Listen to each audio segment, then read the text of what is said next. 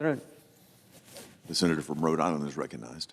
Thank you, Mr. President. First, I want to commend Senator Shaheen for a typically thoughtful and compelling speech concerning the proposed nomination of Mr. Hegseth to be Secretary of Defense. I will follow by rising to express my opposition to Mr. Pete Hegseth's nomination to be Secretary of Defense. Mr. Hegseth is the 9th Defense Secretary nominee that I have considered as a member of the Armed Services Committee. I have voted in favor of all of his predecessors, including those from the first Trump administration. While some former secretaries and I have disagreed politically, there was always an understanding that partisanship has no place when it comes to providing for our men and women in uniform. Indeed, the weight of this position, Secretary of Defense, is enormous.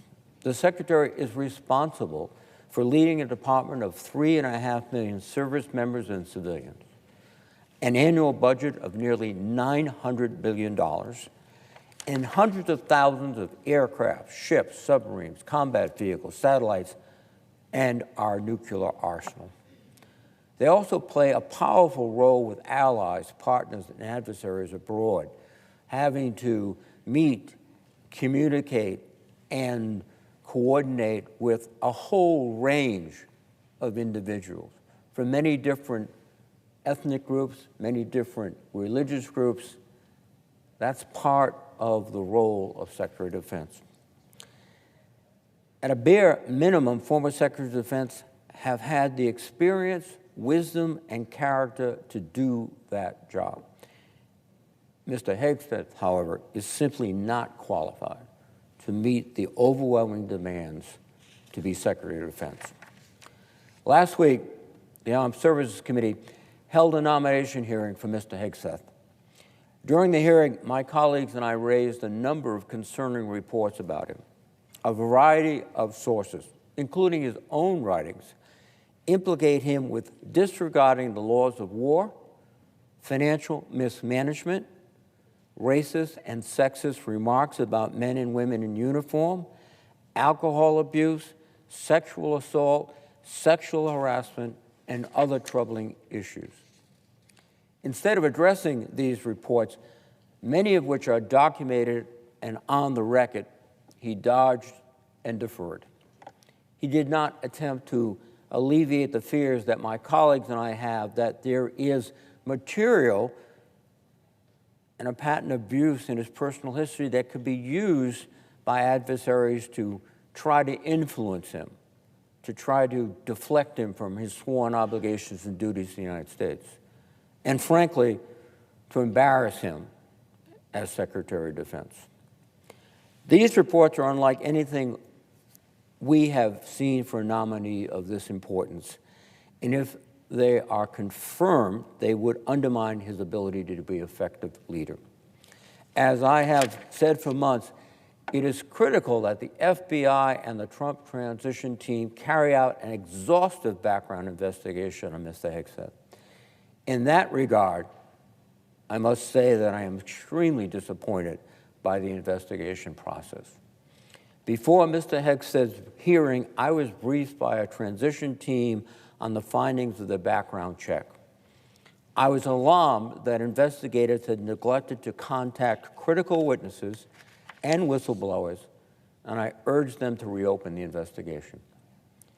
During my experience on the Armed Services Committee, it is unprecedented that the FBI has returned to my office 2 more times, as recently as last night, to provide additional information on the nominee.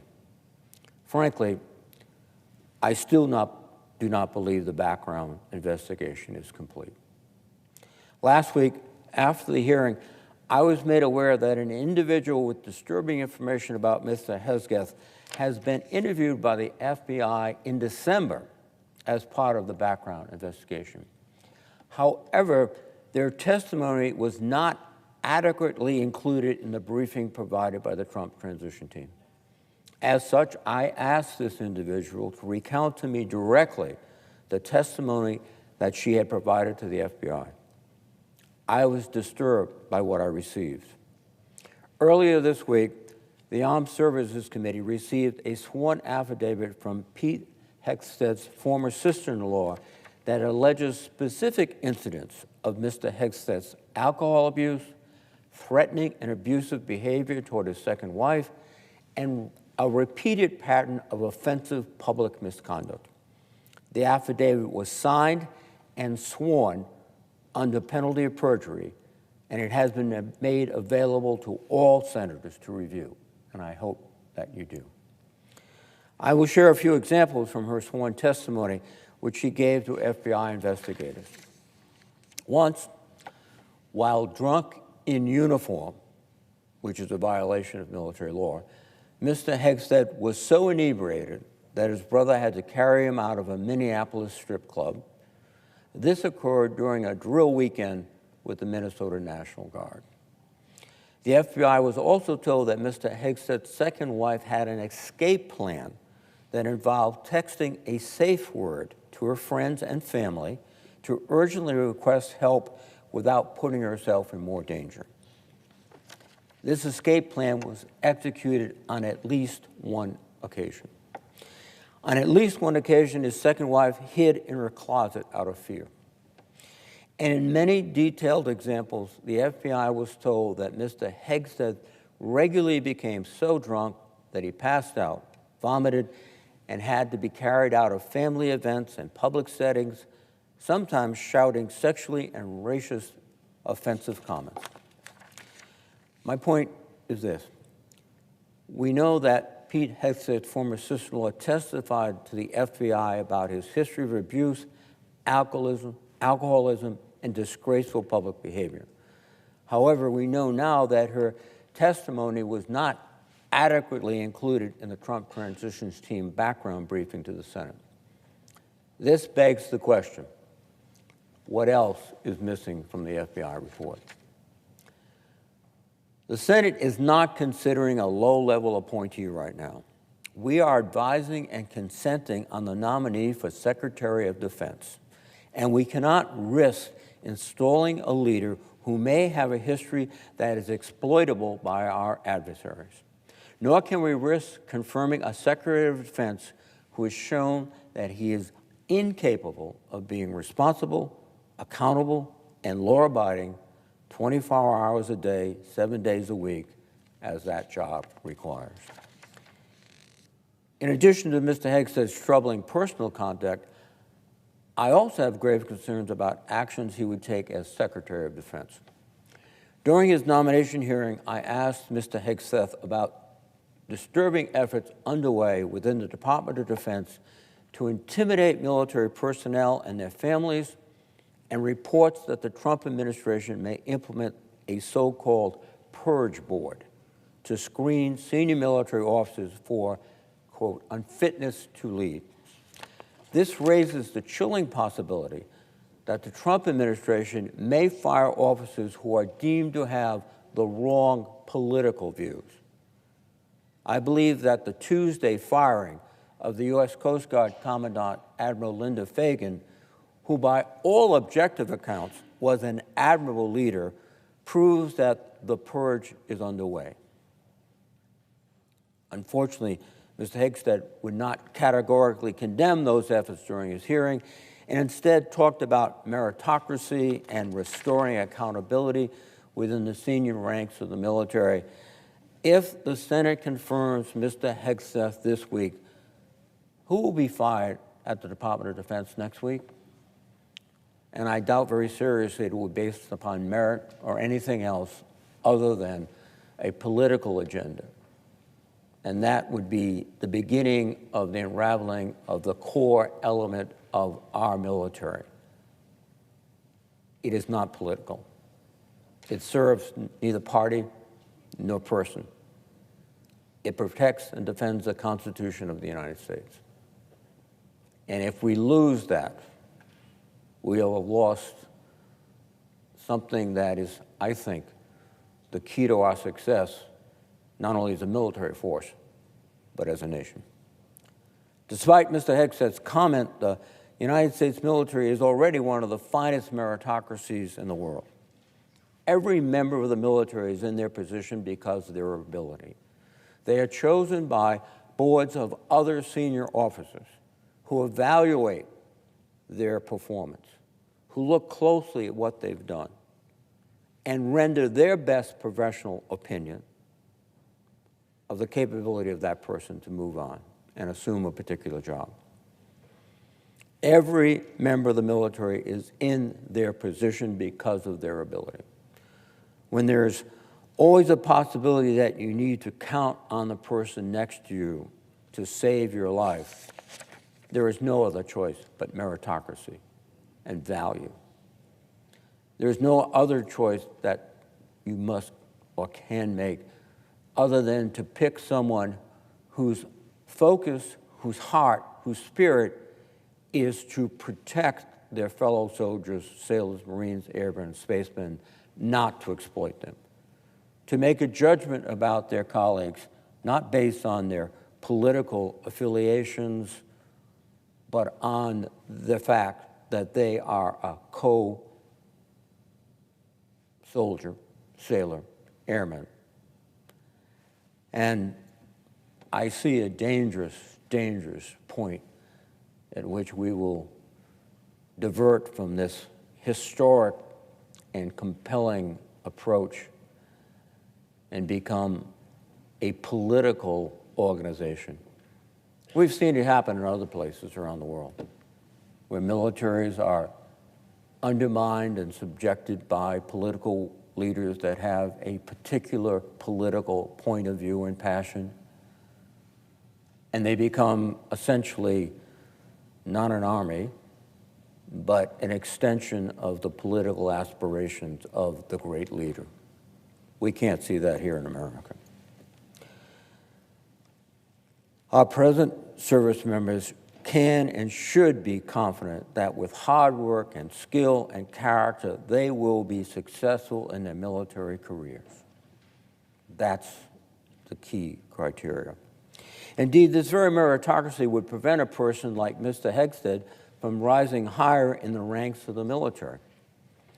The totality of his own writings and conduct would disqualify any service member from holding any leadership position in the military, much less being confirmed as a Secretary of Defense. If there was evidence that a serving officer in the military was drunk in uniform in a strip club, if there was evidence that a senior military officer was engaged in sexual relations while married to another woman, having just fostered a child from another woman, I can guarantee you that officer's career would end swiftly, either by resignation or by court-martial. Moreover, our service members, since the birth of this country 249 years ago, have taken an oath to the Constitution. Their mission is to protect the country and all of its citizens and the ideals this country was founded on, which should endure no matter who is president or what political party is in power. Mr. Hegseth's idea of meritocracy, however, seems to be that service members should pledge fealty to a president who will be in power for only 4 years and fit the ideas of a party that only half of this nation supports. There is no faster way to undermine the lethality and morale of our nation's military and the support of the nation's citizens for it than to inject politics into the system. Mr. Hegseth, if confirmed, will not improve our military, but destabilize it and weaken the institution. Further, during his hearing, Mr. Hegseth failed to convince me and many of my colleagues that he is capable of running any organization remotely as complex as the Department of Defense. Mr. Hegseth has been the head of 2 separate veterans organizations. From 2008 through 2010, he led the organization Veterans for Freedom, which had an annual budget of less than $10 million. Each year he was in charge, outlays exceeded revenues until the organization verged on bankruptcy and had to be merged with another group. From 2011 until 2016, Mr. Hegseth ran the organization Concerned Veterans for America. During each of those 5 years, tax records show that the organization spent more than it raised.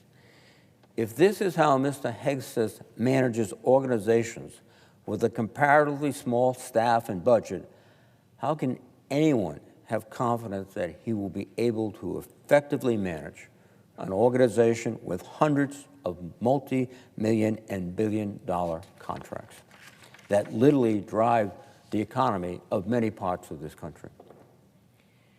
If confirmed, Mr. Hegseth would be the leader of millions of men and women of every race, religion, and political belief. He can only be an effective leader of an effective fighting force if he has respect for those he leads and they trust he supports them. Unfortunately, Mr. Hegseth has shown disdain and outright hostility for many he would lead. His writings and speeches make clear his opposition to diversity initiatives. He has said, "Diversity is not our strength, unity is." On a recent podcast, he said, "I'm straight up just saying we should not have women in combat now roles." Mr. Hegseth has also written, "The other side, the left, is not our friend. We are not esteemed colleagues, nor mere political opponents. We are foes. Either we win or they win. We agree on nothing else." That is not the spirit to bring to lead the men and women of our military forces. When I joined the Army as a young officer in the 1970s, the U.S. military was rife with racial tension. Women were prohibited from serving in most roles. Gay service members were banned, and we relied on a national draft to fill our ranks. The soldiers I served with were proud to do so, but it was certainly not the nation's most capable military by any standard. We have made great progress since then. Today, the Department of Defense is fully integrated. Every race and religion is accepted. Women serve in all combat roles and leadership positions. Sexual orientation is irrelevant to service, and the all-volunteer force visibly reflects the nation it protects. Our military is more diverse than it has ever been, but more importantly, it is more lethal than it has ever been. This is not a coincidence. This diversity and nonpartisanship is the bedrock of our military power. But Mr. Hegseth seeks to destroy that.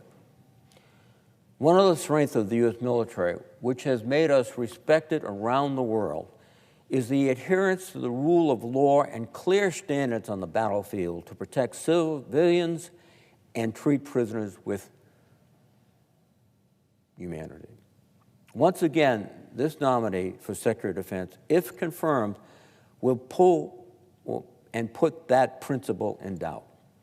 Mr. Hegseth has championed the pardoning of military members who were turned in by their fellow soldiers and SEALs, as well as military contractors convicted of killing 14 Iraqi civilians without cause.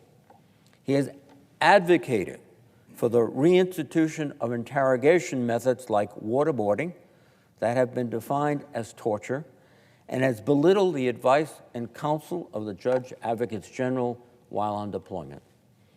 In his book, The War on Warriors, he wrote, quote, "Should we follow the Geneva Conventions? If our warriors are forced to follow rules arbitrarily and asked to sacrifice more lives so that international tribunals feel better about themselves, aren't we just better off in winning our wars according to our own rules? How can our military personnel trust each other and the partners and allies we need in this dangerous world trust the United States if such rules and conventions are tossed aside? What a bounty this would give our adversaries. And how would we have the moral authority to criticize the North Vietnamese, for example, who tortured pilots like our colleague John McCain? if our Secretary of Defense is saying waterboarding is perfectly fine. We wouldn't. In fact, I think our pilots would be very much concerned if they felt there are no rules of the game. And if they went down behind enemy lines, they would be just brutalized, tortured, etc. And we don't even have a moral objection to it. Finally, my top priority as a United States Senator has always been national security. And my colleagues, I hope, know this. I do not seek partisan wins on or the political spotlight. I want to do right by men and women in uniform, and I refuse to compromise or cut corners on national security issues.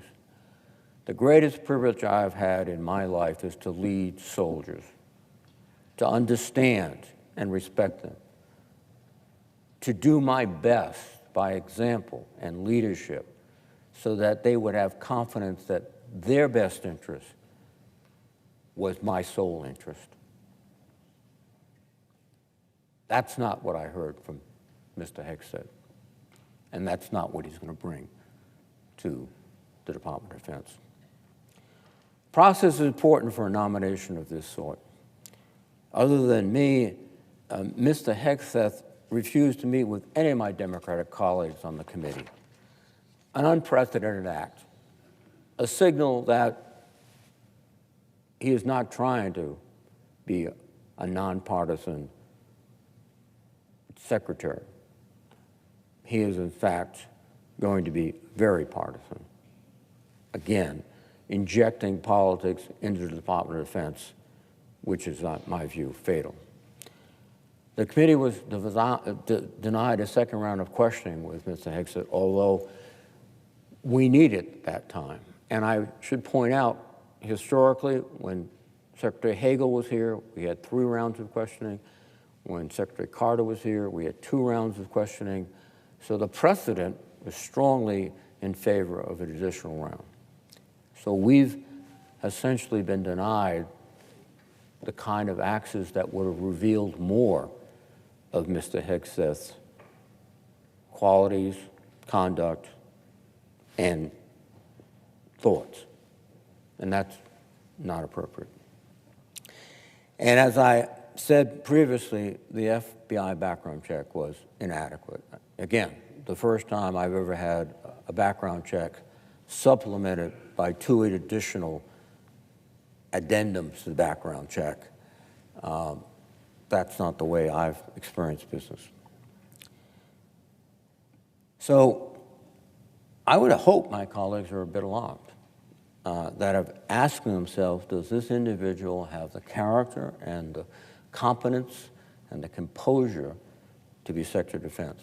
I frankly am not convinced, and stunned in many respects the lack of scrutiny which too many of my colleagues are using to consider this nomination. The lives of thousands and thousands of men and women in uniform, the security of our nation, and indeed the world is at stake. I hope we will all take time to reflect on whether we are ready to confirm Mr. Hegseth to be Secretary of Defense. I will personally urge my colleagues to vote against the nominee. And with that, Mr. President, I yield the floor.